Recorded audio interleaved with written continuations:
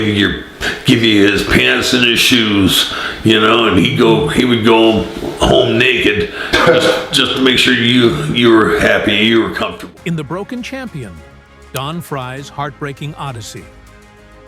At 59, the story unfolds of a man who once embodied the raw, unyielding spirit of mixed martial arts, now facing a devastating decline. Don Frye, a towering figure from the UFC's formative years, was revered for his relentless power and fearless demeanor in the cage. At 59, however, his life is a shadow of its former glory, marked by crippling health issues, financial ruin, and a haunting sense of isolation. This narrative delves into the profound struggles of a fighter whose brutal career shaped a sport, but left him battling the wreckage of his past. Born on November 23, 1965, in Susanville, California, Frye was drawn to combat from a young age.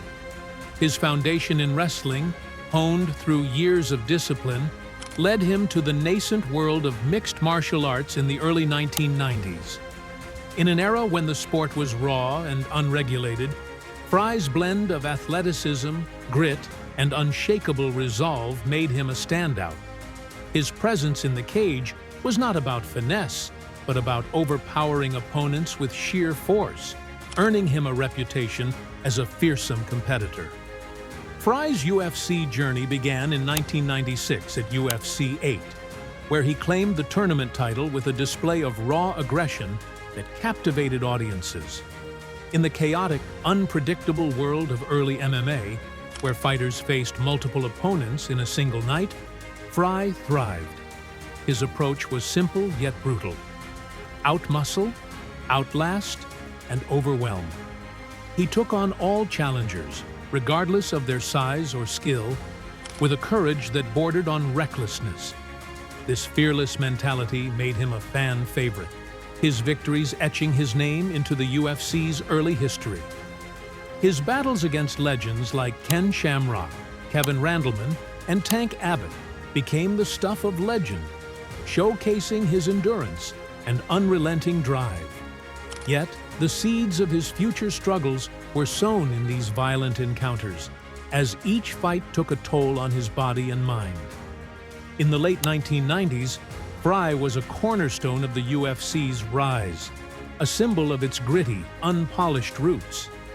His wrestling background provided a solid base, but it was his raw power and ability to absorb punishment that defined him.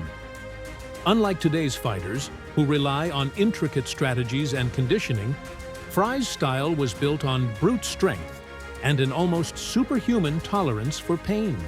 His 1996 victory over Thomas Ramirez in the UFC 8 final was a masterclass in domination, as he pummeled his opponent with devastating strikes and relentless ground and pound. As the UFC shifted from tournament-style events to structured matchups, Frye remained a dominant force, facing the era's toughest competitors. His rivalry with Tank Abbott at UFC 20, a brutal slugfest, epitomized his willingness to endure punishment for victory. These fights, while cementing his legacy, began to exact a heavy price, setting the stage for the physical and emotional challenges that would define his later years. As the 2000s dawned, the consequences of Frye's punishing career became impossible to ignore. His body, once a fortress of strength, began to crumble under the weight of years of trauma. Chronic pain in his knees, back, and shoulders became a constant companion, a reminder of the countless blows he had absorbed. Repeated concussions from his brutal fights led to troubling cognitive symptoms, memory lapses, difficulty focusing, and unpredictable mood swings that hinted at deeper neurological damage, possibly chronic traumatic encephalopathy, CTE. These physical ailments fed into a growing emotional struggle as Frye grappled with depression and a sense of helplessness. The man who once thrived on his invincibility now faced a body that no longer obeyed him, leaving him disconnected from the sport that had defined his identity and the fans who once roared his name.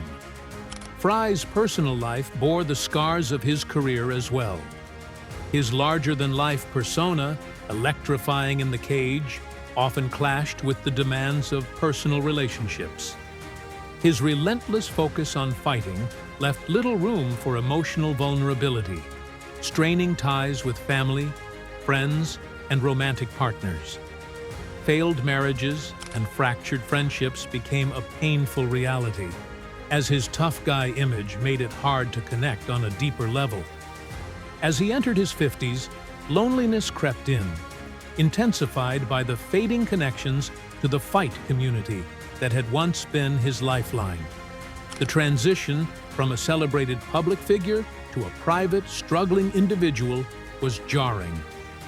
Frye's sense of purpose, once tied to the roar of the crowd, began to slip away, replaced by regrets over the relationships he neglected in pursuit of glory. Financially, Frye's story is one of missed opportunities and harsh realities. In the UFC's early days, fighters earned modest sums compared to today's multi-million-dollar contracts. Frye's purses, while significant at the time, were quickly spent on a fast-paced lifestyle that mirrored his reckless fighting style. Unlike modern fighters who secure lucrative endorsements or build post-career brands, Frye lacked the foresight to plan for the future. He did not save or invest, leaving him vulnerable as his career wound down. Attempts at acting, coaching, and small-scale fight promotions failed to provide stability. Now, reliant on sporadic appearances and odd jobs, Frye struggles to cover mounting medical costs and basic living expenses. The contrast between his past wealth and current hardship is a stark reminder of the fleeting nature of fame in combat sports. As Frye approached his late 50s, his physical decline accelerated. The injuries that once seemed like badges of honor, sore joints, strained muscles, a battered back, morphed into chronic, debilitating conditions. Simple tasks became painful, and his once powerful body, a tool of destruction in the cage, now limited his mobility. The neurological toll was even more alarming. Memory loss, confusion, and cognitive fog eroded his sense of self, symptoms consistent with the devastating effects of CTE. These challenges, coupled with chronic pain, created a relentless battle between his mind and body. For a man who built his career on pushing through pain, the realization that his body could no longer keep up was a crushing blow, forcing him to confront his mortality in ways he never anticipated. Frye's aggressive persona, while a strength in the cage, became a liability in his personal life.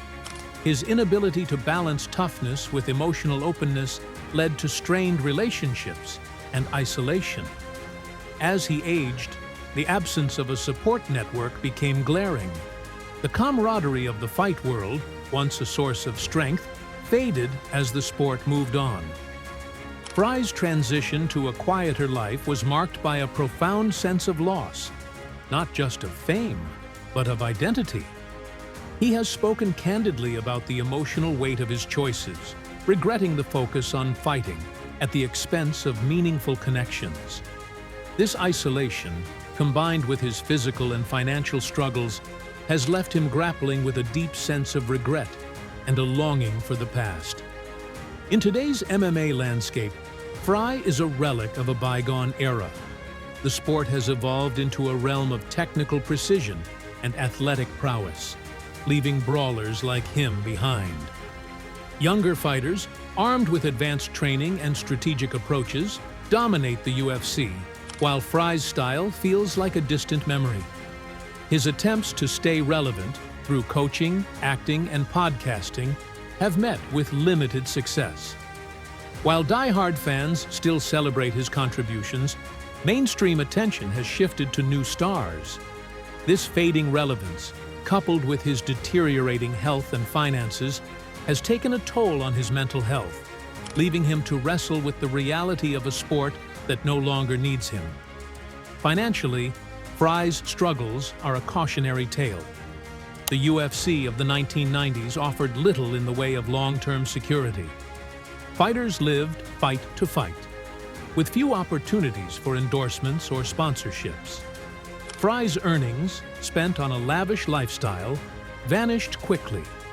Without a retirement plan or business acumen, he found himself unprepared for life after fighting. Sporadic work in media and smaller promotions failed to provide stability, and his health issues further limited his options. The fighter who once commanded six-figure purses now faces the harsh reality of financial insecurity, a stark contrast to the glory of his prime. As Frye nears 60, he reflects on a legacy that is both triumphant and tragic. His role in shaping the UFC is undeniable. His brutal fights and bold personality helped lay the foundation for a global sport. Yet, the cost of that legacy is painfully clear. Chronic pain, cognitive decline, and financial hardship overshadow his achievements. Frye has acknowledged his mistakes, neglecting his health, failing to plan financially, and prioritizing fighting over personal bonds. His iconic tank persona, once a symbol of indomitable strength, now carries the weight of regret. While his place in MMA history is secure, Frye remains a poignant reminder of the sport's early days. A warrior whose battles in the cage have left him fighting a different kind of war in his later years. As he navigates this final chapter, Frye searches for peace, grappling with the question of whether he can find redemption, or if the shadows of his past will define his remaining days.